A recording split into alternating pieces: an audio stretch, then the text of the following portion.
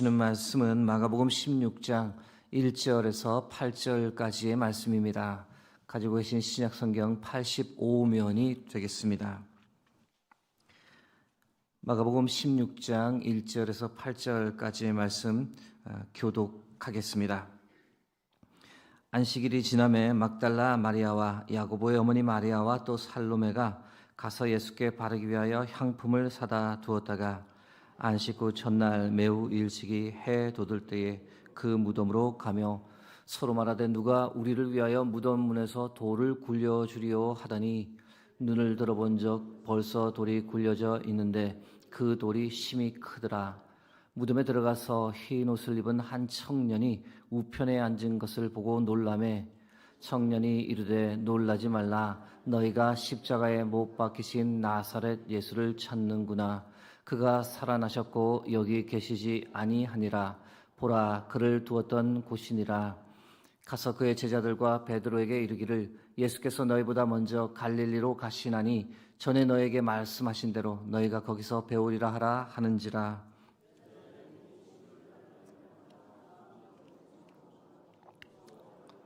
아무에게 아무 말도 하지 못하더라. 아멘. 오늘은 무덤이란 지혜의 말씀을 나누겠습니다. 어제 본문을 다시 한번 읽었는데 본문에 관해서는 어제 이미 박은수 목사님께서 잘 설명을 해주셨습니다. 본문에 대한 내용보다는 오늘은 제목에서 아실 수 있듯이 이스라엘 매장 문화와 관련해 조금 나누려 합니다. 지금은 이제 부활의 기쁨을 말할 때이고 죽음에서 주께서 부활하셨지만 오늘 아니면 이런 내용을 이런 말씀을 드릴 기회가 없을 것 같아 나누려고 합니다. 다소 성경 공부처럼 느껴질 수 있겠지만 그래도 이런 내용을 말씀드리는 이유는 성경을 더 깊이 이해하는 데 도움이 되기 때문입니다. 가장 먼저 이 평토장, 이 평민의 묘지라고 성경에 나오는데 이에 관해 보겠습니다. 이스라엘에는 우리나라처럼 봉분이 없습니다. 봉분이라는 것은 흙을 이렇게 둥글게 쌓아 올려 만든 무덤을 말합니다. 여러분, 왜 그렇게 흙을 둥글게 쌓아 올리는지 혹시 그 이유를 아십니까? 몇 가지 이유가 있는데 가장 근본적인 이유는 시체 냄새를 덜 나게 하고 그래서 동물로부터 이 시신이 훼손되는 것을 막기 위함입니다. 봉분을 쌓아 올리지 않으면 야생 동물들이 나타나 금방 시신을 훼손하기 때문입니다. 이스라엘에는 이 봉분은 없고 평토장이 대부분입니다. 평토장이란 평평하게 매장하는 것을 말합니다. 이런 경우는 시신의 훼손을 막기 위해 주로 무엇을 했을까요? 그 위에 무거운 돌을 얹어 두는 겁니다. 그래서 영화를 보다 보면 무덤 위에 무거운 돌을 쌓아두는 그런 장면을 종종 보게 됩니다. 지금 보여드리는 사진은 현대 이스라엘 평토장 중에 하나입니다. 이게 기드론 골짜기에 있는 평토장인데 물론 예루살렘 앞에 감람산에도 또 약간 다른 형태의 평토장이 많습니다. 보시면 알겠지만 이 다듬은 돌이 시신 위에 놓여 있는 것을 보게 됩니다. 고대에는 대부분 자연석이 올려져 있을 것으로 추측할 수 있습니다. 이 평토장은 가장 만들기 쉬운 묘지 형태였기 때문에 일반 서민들이 주로 사용했습니다. 그래서 성경에는 이것을 평민의 묘지라고 표현하고 있습니다. 열왕기하 23장 6절 말씀입니다. 또 여호와의 성전에서 아세라상을 내다가 예루살렘 바깥 기드론 시내로 가져다 거기에서 불사르고 빻아서 가루를 만들어 그 가루를 평민의 묘지에 뿌리고. 예레미야 26장 23절에도 한 번 더 언급이 됩니다. 그들이 우리야를 애굽에서 연행하여 여호야김 왕에게로 그를 데려오매 왕이 칼로 그를 죽이고 그의 시체를 평민의 묘지에 던지게 하니라. 이 평민의 묘지라는 것은 이 서민들이 가장 많이 사용했던 평토장을 가리킵니다. 평토장보다 조금 업그레이드된 묘지 형태가 바로 동굴묘입니다. 굴을 파서 묘로 사용하는 거죠. 여러분, 이 경우에 야생 동물로부터 시신의 훼손을 막기 위해 어떤 방법을 썼을까요? 동굴 입구를 돌로 막는 겁니다. 돌로 막아놓기만 하면 안 되고 다음 방문 때 들어갈 수 있도록 돌을 쉽게 굴릴 수 있도록 밑에다가 홈을 만들어 둡니다. 실제 이스라엘 가시면 다양한 동굴묘를 보실 수 있는데 입구에 돌이 있는 경우 두 가지만 보여드리면 이렇습니다. 하나는 입구에 돌이 묘를 완전히 덮어버리는 형태입니다. 무덤 입구에 비해 돌이 참 큰 것을 보실 수가 있습니다. 그리고 돌을 굴릴 수 있도록 밑에 홈이 있는 것도 여러분들께서 확인하실 수 있습니다. 다음 것은 조금 다른 형태이죠. 동굴묘 입구에 딱 맞게 돌을 만들어 두었습니다. 그렇게 하려고 하면 조금 더 돌을 다듬는 과정이 필요합니다. 동굴묘는 경제적 여유가 있는 사람들이 주로 가지고 있었습니다. 평토장보다는 비용이 많이 들기 때문이죠. 동굴을 파는데 시간이 많이 걸리고 인부를 사용해 또 몇 달 작업을 해야 되기 때문에 경제적 여유가 있는 이들이 이 동굴묘를 가지고 있었습니다. 동굴묘에 관해 성경에서 다양하게 언급되는 것을 발견할 수 있습니다. 아브라함이 이 아내 사라가 죽었을 때 막벨라 밭을 샀는데 거기 굴에 아내 사라를 장사했다는 내용이 나옵니다. 창세기 23장 19절 말씀입니다. 그 후에 아브라함이 그 아내 사라를 가나안 땅 마므레 앞 막벨라 밭 굴에 장사하였더라. 동굴묘를 말합니다. 동굴묘는 한 사람을 위해서 파는 경우는 거의 없습니다. 한번 만들면 가족 대대로 그 공간을 사용하는 가족묘로 사용합니다.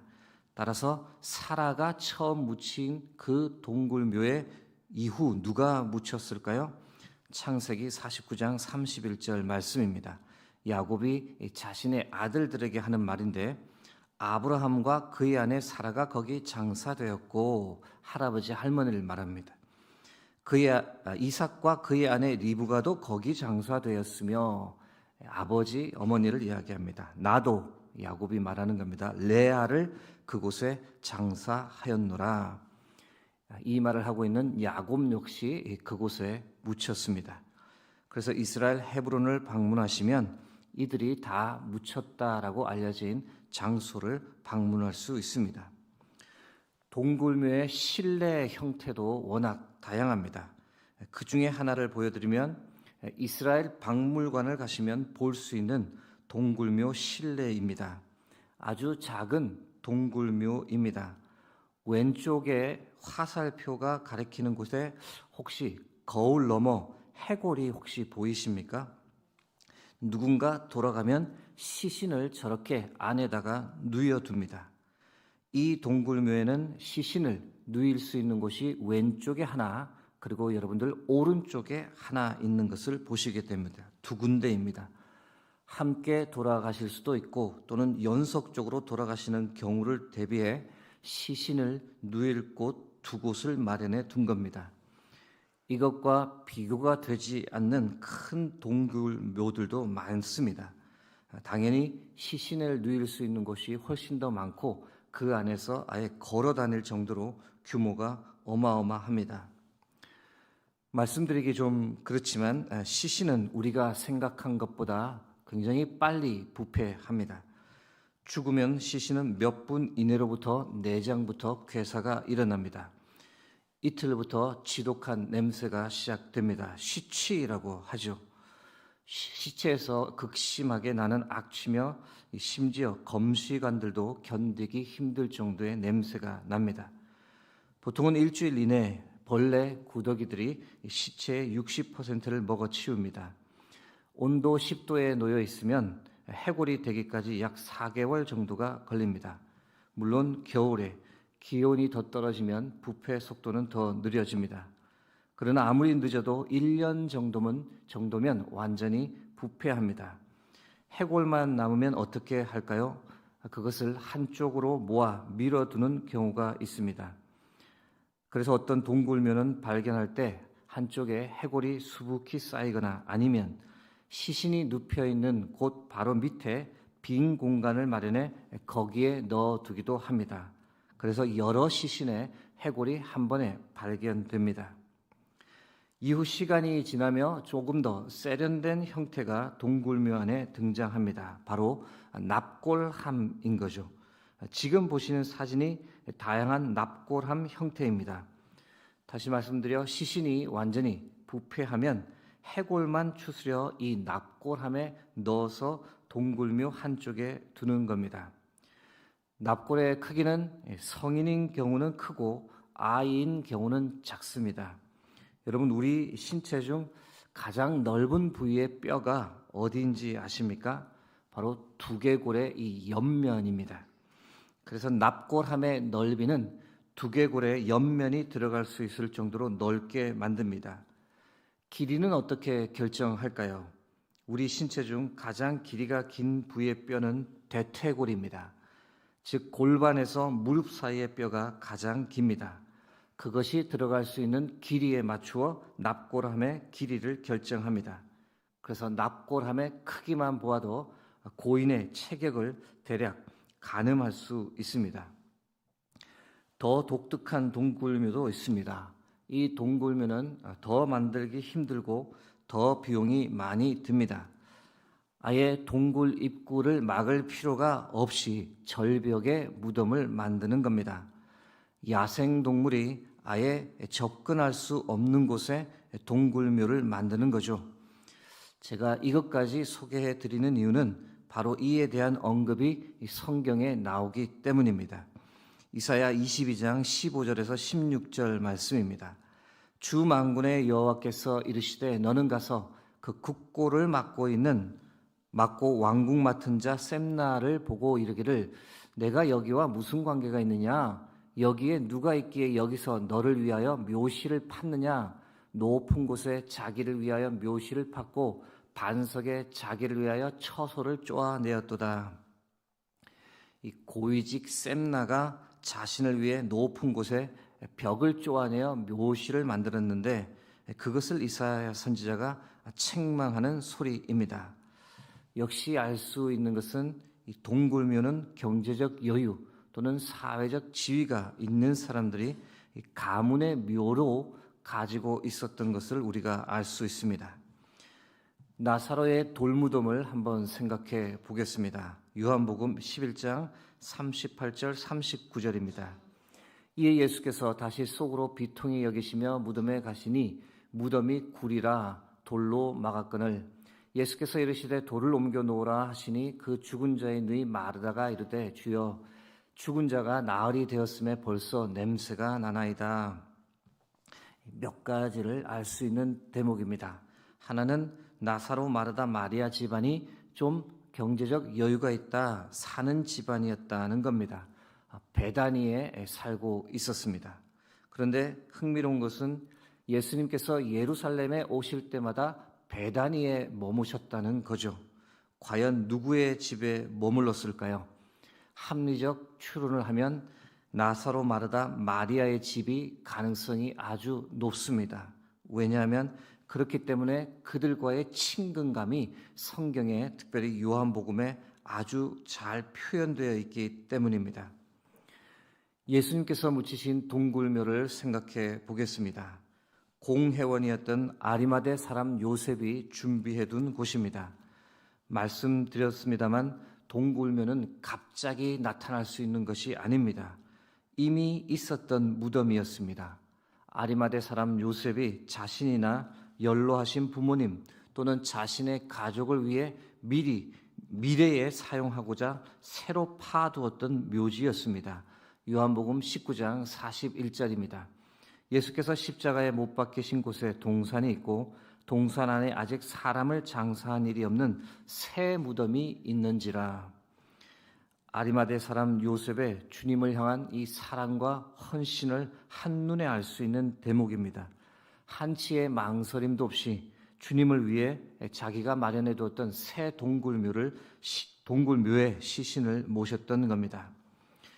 16장 1절 말씀 마지막으로 보겠습니다. 안식일이 지남에 막달라 마리아와 야고보의 어머니 마리아와 또 살로메가 가서 예수께 바르기 위하여 향품을 사다 두었다가, 여기서도 새 여인의 주님을 향한 사랑과 헌신을 보게 됩니다. 예수님의 부활을 전혀 생각하지 못하고 이 새 여인이 무덤을 향했습니다. 이미 시신이 괴사가 시작되고 시치가 나기 시작했을 시점입니다. 그런 상황에 예수님의 시신에 향품을 바르러 갔다는 것이 무엇을 의미하는지 이제 조금 더 이해가 더 깊게 됩니다. 고인에 대한 최고의 사랑과 헌신을 표현하는 행위입니다. 시치를 어떻게든 중화시키고 고인의 시신을 가장 고귀하게 보내드리기 위한 행동이었습니다. 아무나 할 수 있는 행위가 아닌 겁니다. 이 새벽에는 이 새 여인의 헌신과 사랑을 우리의 삶에 적용하며 오늘 말씀을 맺고자 합니다. 주께서 우리를 위해 모든 것을 다 주셨습니다. 십자가에서 우리 모든 죄를 다 용서해 주셨고 하나님 아버지와의 관계를 회복시켜 주셨고 우리를 하나님의 자녀 삼아 주셨습니다. 부활을 통해서는 우리에게 삶의 소망과 희망을 주셨습니다. 이 땅의 삶이 전부가 아니라고, 우리의 삶이 죽음으로 허무하게 끝나는 것이 아니라고 알려주셨습니다. 놀라운 부활의 영광이 우리를 위해 준비되어 있다고, 하늘에 소망을 두고 살아가라고 격려해 주시고 힘 주십니다. 우리를 위해 모든 것을 주신 주님을 생각하며 과연 나는 새 여인처럼 무엇을 드릴 수 있을까? 어떻게 헌신할 수 있을까? 어떻게 주를 향한 나의 사랑을 표현하며 살 수 있을까? 이 질문을 이 새벽에 진지하게 하나님 앞에 드리며 나아가는 저와 여러분 되길 주의 이름으로 축복합니다. 함께 기도하겠습니다.